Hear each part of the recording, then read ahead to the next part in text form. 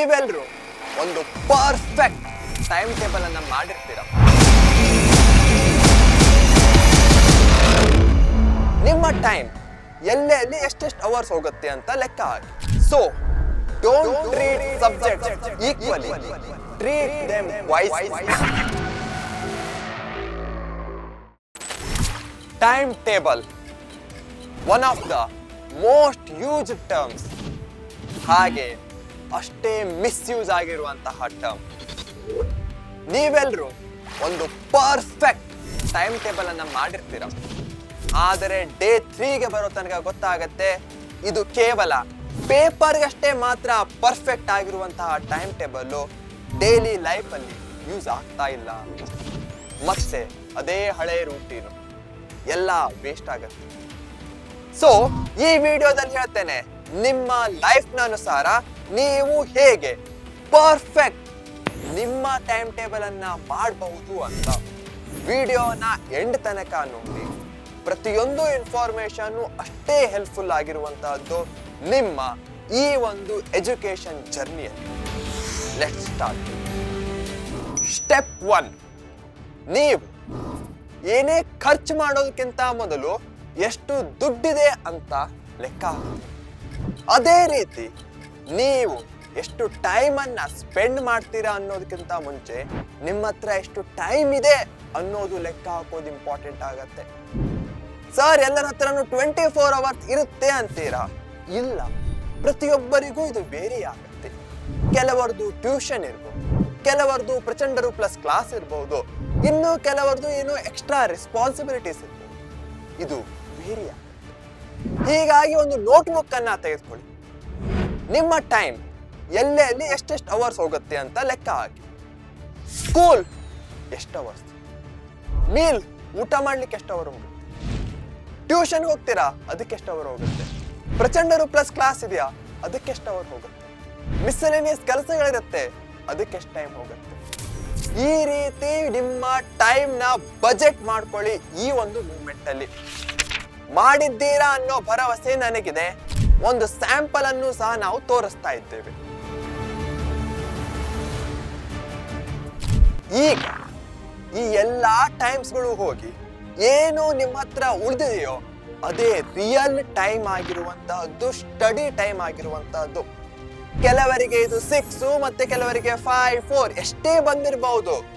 ಅದನ್ನ ನಾವು ಮ್ಯಾಕ್ಸಿಮೈಸ್ ಮಾಡ್ಕೊಂಡ್ರೆ 95+ ಗ್ಯಾರಂಟಿ ಆಗಿ ಸಿಗತ್ತೆ.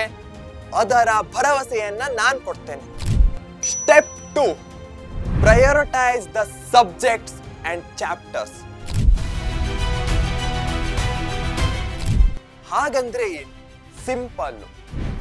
ಪ್ರತಿಯೊಂದು ಸಬ್ಜೆಕ್ಟು ನಿಮಗೆ ಎಷ್ಟು ಡಿಫಿಕಲ್ಟ್ ಆಗಿದೆ ಅಂತ ನಿಮಗೆ ಮಾತ್ರ ಗೊತ್ತು. ಕೆಲವರಿಗೆ ಮ್ಯಾಥ್ಸ್ ಡಿಫಿಕಲ್ಟ್ ಇರಬಹುದು, ಇನ್ನು ಕೆಲವರಿಗೆ ಸೋಷಿಯಲ್ ಸೈನ್ಸ್, ಮತ್ತೆ ಕೆಲವರಿಗೆ ಲ್ಯಾಂಗ್ವೇಜಸ್ ಡಿಫಿಕಲ್ಟ್ ಇರಬಹುದು. ಯಾವುದು ಡಿಫಿಕಲ್ಟ್ ಇದೆಯೋ ಅದರ ಮೇಲೆ ಹೆಚ್ಚಿನ ಟೈಮ್ ಅನ್ನ ಸ್ಪೆಂಡ್ ಮಾಡಿ. ಇದು ನಿಮ್ಮ ಎಬಿಲಿಟಿ ಮೇಲೆ ಡಿಪೆಂಡ್ ಆಗತ್ತೆ. So priority matters. So don't treat subjects equally, treat them wisely.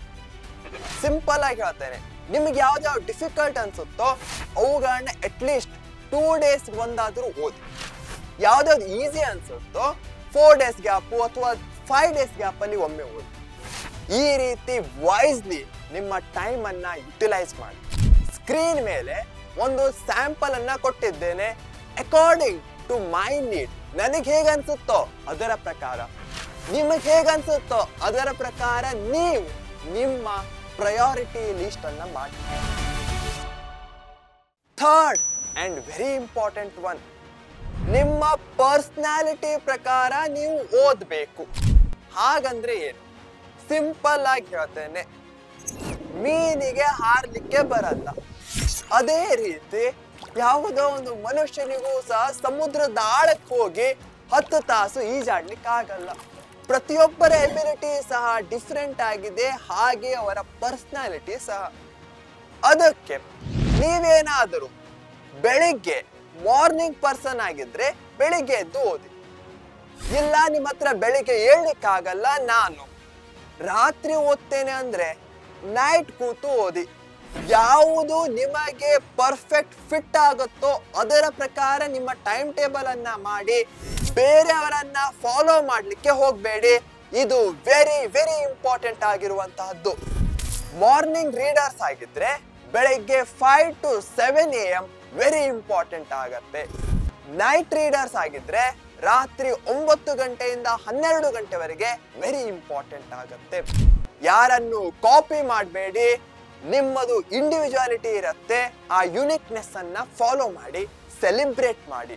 ಹಾಗೆ ನೀವು ಮಾರ್ನಿಂಗ್ ಟೀಮೋ ಅಥವಾ ನೈಟ್ ಟೀಮೋ ಅಂತ ಕಮೆಂಟ್ ಬಾಕ್ಸ್ ಅಲ್ಲಿ ತಿಳಿಸಿ, ಕಾಯ್ತಾ ಇರ್ತೇನೆ.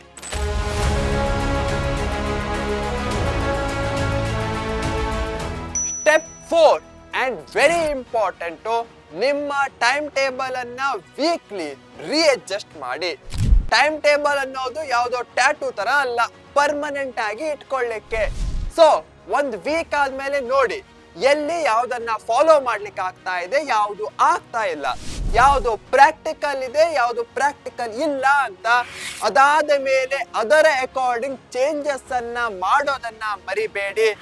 ಎಷ್ಟು ಬಾರಿ ನೀವು ಮತ್ತೆ ಹೋಗಿ ನೋಡ್ತಿರೋ ಅಷ್ಟು ಬಾರಿ ನಿಮ್ಗೆ ಗೊತ್ತಾಗತ್ತೆ ಎಲ್ಲಿ ನನ್ನ ಟೈಮ್ ಹೋಗ್ತಾ ಇದೆ, ಎಲ್ಲಿ ಹೆಚ್ಚಿನ ಪ್ರಯಾರಿಟಿಯನ್ನ ಕೊಡಬೇಕು ಅಂತ. ಓಕೆನಾ? ಈಗ ಕೊನೆಯ 5th ಸ್ಟೆಪ್ಪಿಗೆ ಬರೋಣ. ಸಿಂಪಲ್ ಆಗಿರುವಂತಹ ಒಂದು ಸ್ಯಾಂಪಲ್ ಟೈಮ್ ಟೇಬಲ್ ಅನ್ನ ಕ್ರಿಯೇಟ್ ಮಾಡಿ. ಫಾರ್ ಎಕ್ಸಾಂಪಲ್, ಸ್ಕ್ರೀನ್ ಮೇಲೆ ಬರ್ತಾ ಇದೆ, ಇದು ನಾನು ನನಗೋಸ್ಕರ ಕ್ರಿಯೇಟ್ ಮಾಡಿರುವಂತಹದ್ದು. ನೀವು ಸಹ ಹಿಂದಿನ 4 ಪಾಯಿಂಟ್ಸ್ ಗಳನ್ನ ಗಮನದಲ್ಲಿಟ್ಕೊಂಡು ನಿಮಗೋಸ್ಕರನೇ ಎಕ್ಸ್ಕ್ಲೂಸಿವ್ ಆಗಿರುವಂತಹ ಒಂದು ಟೈಮ್ ಟೇಬಲ್ ಅನ್ನ ಪ್ರಿಪೇರ್ ಮಾಡ್ತೀರಾ ಅನ್ನೋ ಭರವಸೆ ನನಗಿದೆ. ಅದಾದ ಮೇಲೆ ಆ ಟೈಮ್ ಟೇಬಲ್ ಅನ್ನ ಕೆಳಗೆ ಕಮೆಂಟ್ ಅಲ್ಲಿ ತಿಳಿಸೋದನ್ನ ಮರಿಬೇಡಿ. ನಾನು ಕಾಯ್ತಾ ಇರ್ತೇನೆ. ಟೈಮ್ ಟೇಬಲ್ ನಿಂದ ಸಕ್ಸಸ್ ಸಿಗಲ್ಲ, ಟೈಮ್ ಟೇಬಲ್ ಅನ್ನ ಫಾಲೋ ಮಾಡೋದ್ರಿಂದ ಸಕ್ಸಸ್ ಸಿಗತ್ತೆ. ಅದಕ್ಕೋಸ್ಕರನೇ ಈಗಲಿಂದೇ ಒಂದು ಟೈಮ್ ಟೇಬಲ್ ಮಾಡಿ, ಪ್ರಾಕ್ಟಿಕಲ್ ಆಗಿರುವಂತಹದ್ದು ಫಾಲೋ ಮಾಡಿ, ಸಕ್ಸಸ್ಫುಲ್ ಆಗಿ. ಇಂತಹದೇ ಅಪ್ಡೇಟ್ಗಳಿಗೋಸ್ಕರ ನಮ್ಮ ಪರೀಕ್ಷೆ ಯೂಟ್ಯೂಬ್ ಚಾನೆಲ್ ಅನ್ನ ಈಗಲೇ ಸಬ್ಸ್ಕ್ರೈಬ್ ಮಾಡಿ.